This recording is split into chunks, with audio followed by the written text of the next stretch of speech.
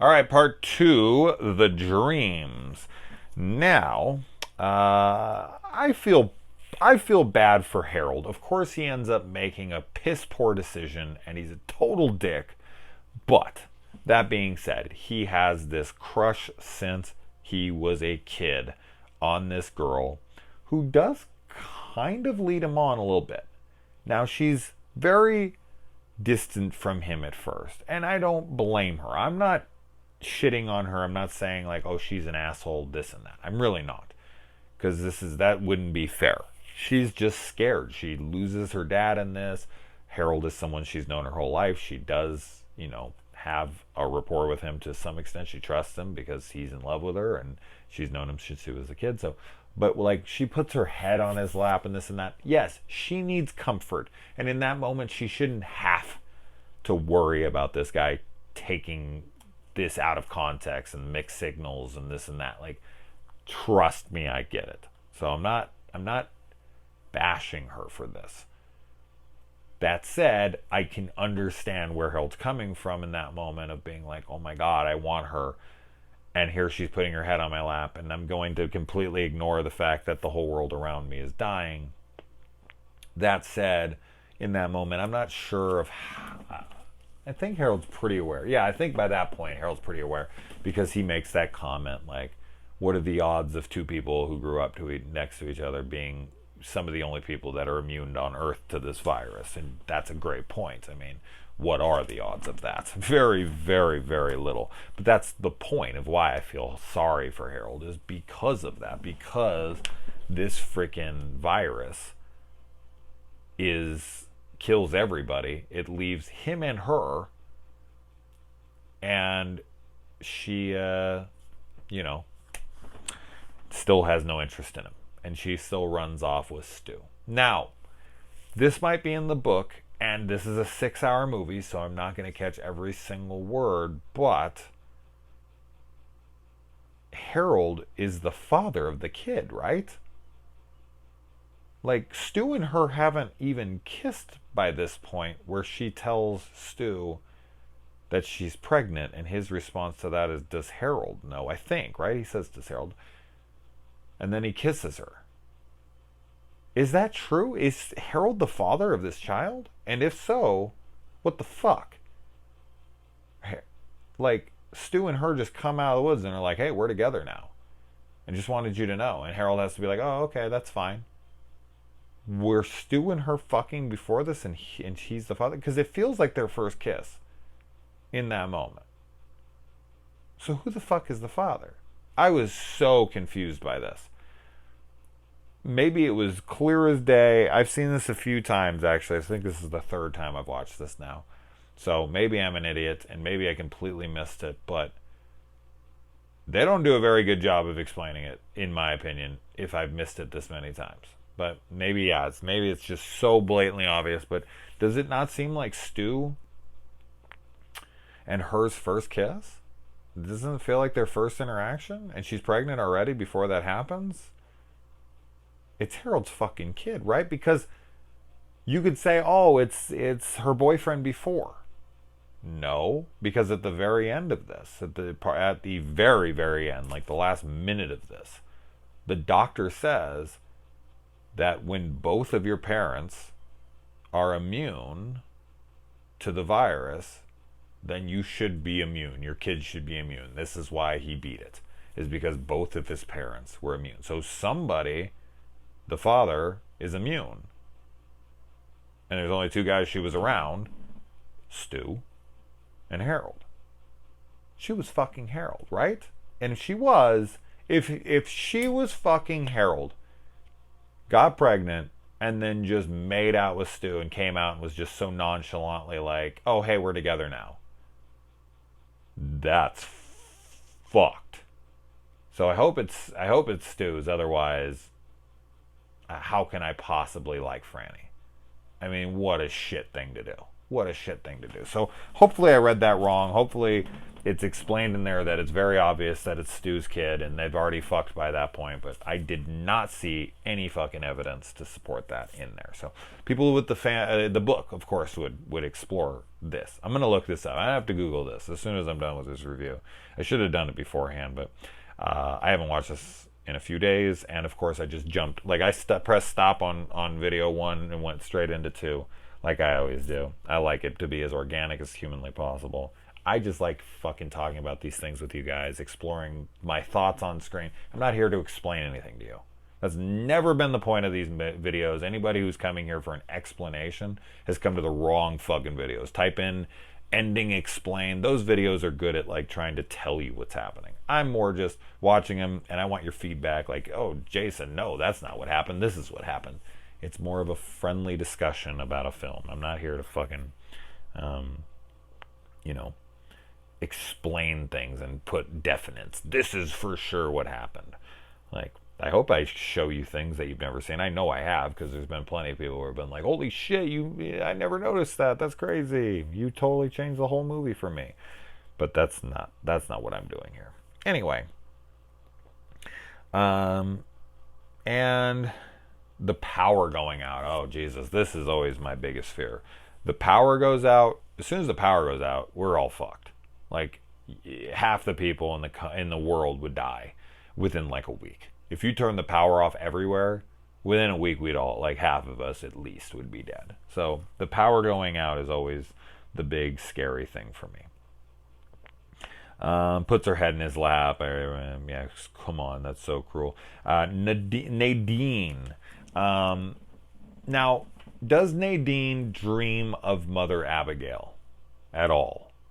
I don't know. Because when Mother Abigail sees her, she's like, who is this woman? What's she doing here? Like, she's like, who's this foreigner? Who is this outsider? So are there people who only dream of Flag? Because there are people who dream of both. And I think that's the majority of them. Because they talk about the dark man and they talk about Mother Abigail and this and that. There are people who seem to be on the outside and only dream of one. Because I don't think any of the people in Vegas ever dreamed of Mother Abigail. I don't even think they maybe even know about her. Like Miguel Ferrer's character, or Trash Man, or any of those guys. Rat Man, Rat Man. They do call him the Trash Man too in this. But I don't think any of those guys ever see Mother Abigail in their head. Like they're so far gone that I don't think that she ever even comes for him. But Nadine seems like someone who's so on the fringe. She seems like someone so on the fence that it kind of feels unfair to me that she'd never explore. But maybe she does. Maybe she talks to Larry about her and says she's dreamt about her too. I'm kind of vaguely remembering them talking about that right now. Does she mention that she's dreamt of her? But Mother Abigail definitely feels like she's never seen her before. Like, who the fuck is this woman? Like, everybody else she seems to know by name. She's like, oh, hey, So I don't know. I don't know what to think of that. But she immediately ousts her, like, who is this? Get her the fuck out of here. I don't find Nadine very attractive. I don't know if it's her hair. I don't know if it's a look in her eye. She's got a great body. Like, she takes off her shit and she see her tits and all that. She looks incredible. Her body's incredible. And she's not a bad-looking girl. She just isn't. But to me, I just don't find her attractive. Something about her. Maybe, I don't know if it's her hair. I don't know what it is. But I'm just not into her at all. The prisoners, man. This is actually a problem with what's going on right now with the COVID-19 virus. Like, what if it gets into the prisons? Like, of course, most of them are going to be probably okay. But, like, in a situation like this dude's just sitting in there. And he's going to die of hunger eventually. You got Trash the Pyro. And his character is interesting, but all kind of, obviously has a big role to play at the very, very end. But we're going to save all my talk for that kind of stuff at the end. I keep wanting to jump into it, but I'm just like, no. We're going to save that for the end. Otherwise, I'm not going to have a lot to talk about in the ending. The Mother Abigail stuff is rather boring. I'm not really a big fan of those sequences of her just kind of by herself and talking to herself and the prunes and shitting and all that kind of stuff. I was like, all right, yeah, it's not unnecessary. We do need to develop her a little bit more, but I don't know. I just wish they could have figured out a way to make it a little more interesting. Flag definitely exploits Lloyd's desperation. Lloyd is absolutely desperate. He needs to get out of there, and but that's kind of Flag, right? Flag plays on people's weaknesses, and he seems to have a thing for Nadine and Nadine alone. He needs her. He needs the virgin that she is. Becomes obsessed with her. Does Flag get to pick Nadine because she's immune, and that's the best immune girl that he can find that he's scouted? Or does he have a thing for Nadine so he makes her immune? Does he have that kind of power? Can he make people immune? But if he can make people immune, can he make people not immune? So I feel like that would be an issue, because he could just make anyone he wants not immune and they'd pretty much die overnight. And then we got Nick, who meets Tom Cullen, Moon. That spells Tom Cullen. Love this character. Probably my favorite character in the whole fucking movie. Just the way this guy plays it. He's the most memorable character for sure. You say Moon, that's whatever. If anybody's ever seen this, like, boom, that's the first, like, that's going to be the line. That's going to be the character that's immediately going to play to people's memories. And I just love his performance in this. I absolutely love his character, everything about him. Harold is an instant dick to Stu, so Harold must recognize that Stu is Franny's type for sure, because he is just like, what the fuck, no way, I'm out of here. And Stu even pulls him aside and is like, hey man, I'm not here to intrude and try to steal your lady. As I said, if that's Harold's kid,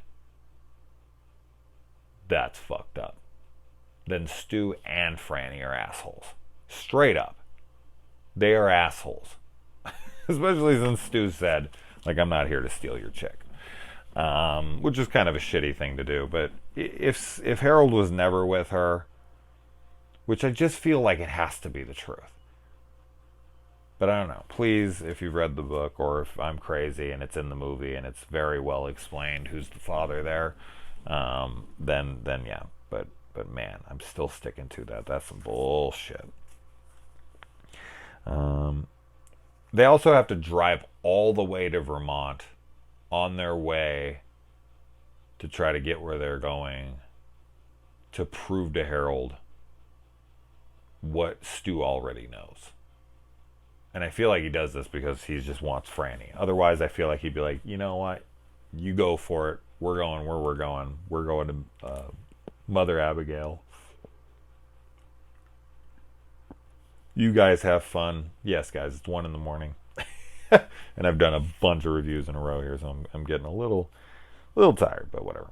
I'm trying to hide the yawns as much as I can. I'm like, my fucking jaw wants to open and yawn, and I'm like, no, don't do it.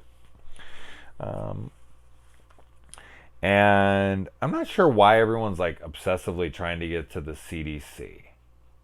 So the Center for Disease Control, they're immune.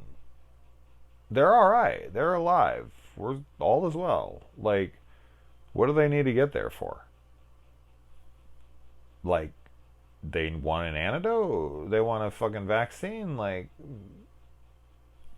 there's nothing to be done. Like, so I'm not exactly sure why Harold is so hard up to go talk to those guys. Like, what does he want from them? I don't understand what they want to do there, but there you go. Nick and Tom ride bicycles across the states. Yeah, do you have any idea how long that would take, in the big stretches that there would be of desert? It would be hot the whole time they were riding, and then it would be freezing cold in the night. Yeah, they would die of dehydration. Then they run into Shaunie Smith.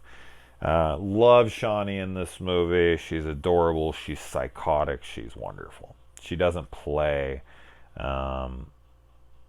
in this movie a whole bunch, but whatever. I love it.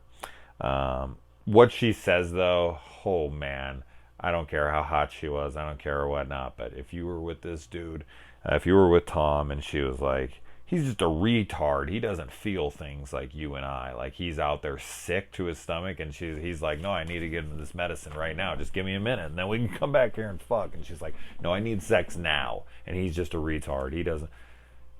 Bye. I don't care who you are. I don't care if you look like Samara Weaving. I don't care if you look like fucking Gal Gadot. I don't care if you look like freaking Margot Robbie. Any of these people.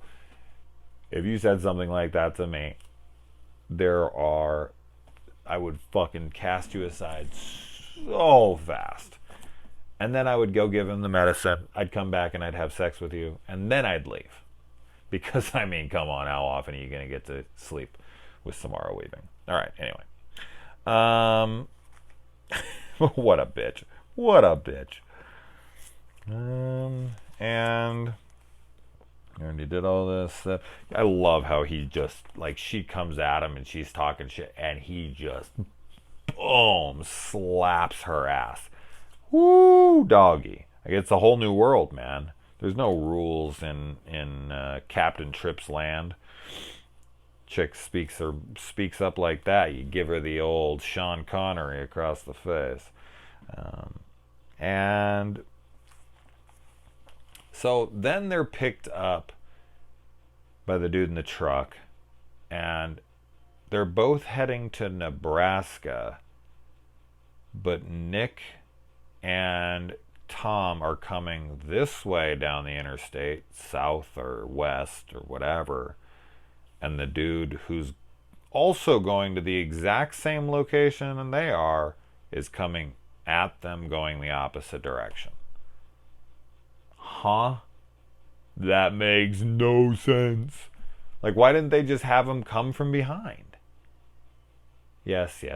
Make your fucking jokes. Come from behind. Ha ha ha. But seriously, like, how hard is that? Like, they didn't think, like, they're both going to the same place, but one car is going this way and the other car is going this way. There's no fork in the road. It's not like they were both about to hit a path. No. He's clearly going the opposite direction than the way they were riding. Huh? What? And if you're on a bicycle, man, there ain't no, oh, well, we're going to take a longer way or something. You're on a bicycle, you're going to take the shortest way imaginable. So that made no sense to me at all. And let's see, where were we? All the chicks in this, all the chicks that survive Captain Tripp seem to be babes, which, yeah, sure, why not? And Trash Burn, what? Oh, yeah, Trash, the character Trash burns all of Des Moines, Iowa to the ground. Freaking pyromaniac. Burns an entire city to the ground. That's pretty funny. And then Nick Andrews and Tom and all are the first ones to Mother Abigail. Mother Abigail doesn't seem to understand or know what the dreams are, but she still seems to know what to do and what to say. That all is very confusing to me. Like, how aware is she? Is the woman in the dreams her? She doesn't seem to think so, but she also seems to have some kind of guidance and line of dialogue with God open to. I don't know. That kind of makes no sense to me. Like, why is the Mother Abigail in the dreams not the Mother Abigail from the real world? Like, she's just supposed to be the I don't know. Her personality's still the same though, but it's not her. And yeah, she says she hears from God, so, but she doesn't hear from them. Like, that's not her. I don't get that. I guess the Mother Abigail in the dreams is God, and then Mother Abigail in real life is kind of a vessel, a conduit of sorts. So who they're talking to in the dream is actually God, maybe? Because then we see the hand of God at the very end. and that has Mother Abigail's voice, not God's voice, or is she God? I don't fucking know. I don't know. Nick doesn't believe in God, so Nick's an atheist in this, which is interesting spin on that, but as she does, and she laughs like that doesn't matter, which it doesn't. I mean, if it's true, it's true, and if it isn't, then it isn't. I mean, it doesn't really matter what you believe. How fast does the disease take to kill you? That's a question I have in here. And evil collects in the city of sin. So you've got Las Vegas filling up with all these people, but there's not a lot of people. There's not a lot of people on either side of things. So as I said, there's not a lot. There should be still millions of people. If it really was 1%, that would still be millions of people. And it's just, there isn't enough. And all the guys come at the end, and they're gonna, all the guys come at the end, ha ha ha, yet again. And they are gonna help them stand, which we'll get to part 4 here soon, so I can talk about the stand at the end. All right, let's move on.